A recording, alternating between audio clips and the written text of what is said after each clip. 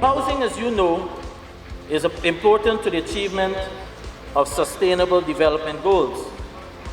But more importantly, it is aimed to reduce poverty, they aid in economic development and climate resilience. Housing, an affordable home for everyone. Investments in housing. Within the last year, the government continued to invest in a major way in housing, pumping $78 billion into the sector. Allocation of house lots.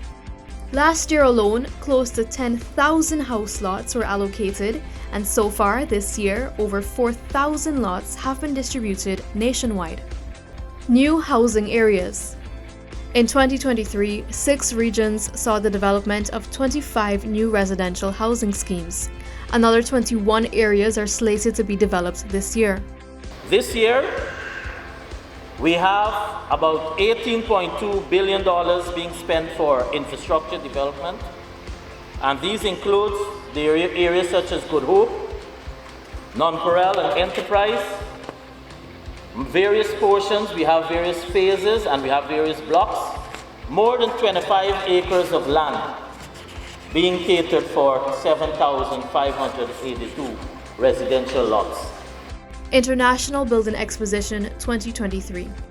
Last year's International Building Expo was a huge success, with 120,000 people attending the 4-day event. Hundreds of house lots were distributed and 600 individuals received titles to their land during the expo. I cannot think of a better way or a more impactful way to bring prosperity and transformation to the lives of every single Guyanese other than giving them the ability or the power of home ownership. That is the ultimate independence for people of our country. It is also a great equalizing factor because, as you all know, when you own your own home, you control your own life. Sticking with housing, 1,693 homes were built in 6 regions. Hinterland Housing Program. In the hinterland, 300 families received new homes, 50 were built and handed over to residents in 5 other villages. Core Home. Building affordable homes for low-income families is a key initiative of the government. To qualify for a core home, a person must already own their own house lot. Construction of another 188 core homes was undertaken this year. In 2023, the ministry launched a mobile app to help deliver better service to Guyanese.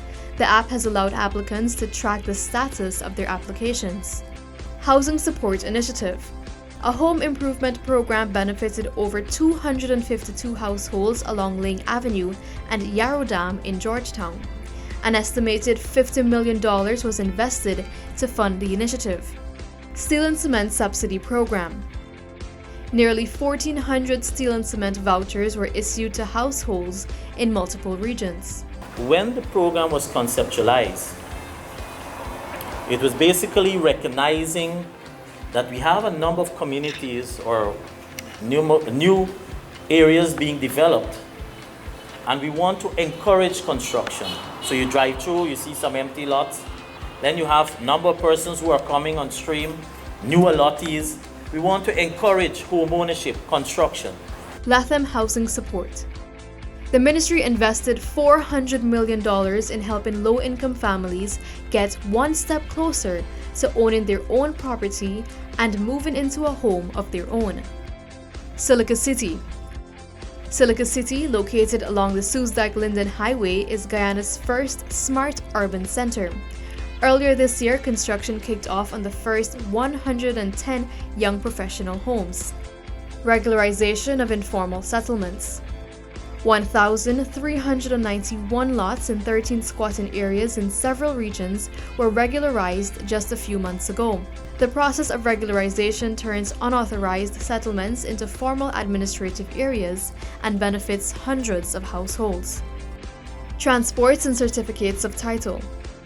The ministry says 6,500 transports and certificates of title were processed and issued in 2023. So far this year, nearly 3,700 transports and certificates of title were processed and issued. Access to road connectivity. Housing developments go hand in hand with a network of roads. In the last year, the Ministry of Housing has invested billions of dollars in completing major highways. International Building Exposition 2024. And finally, we leave you with images of the International Building Expo 2024.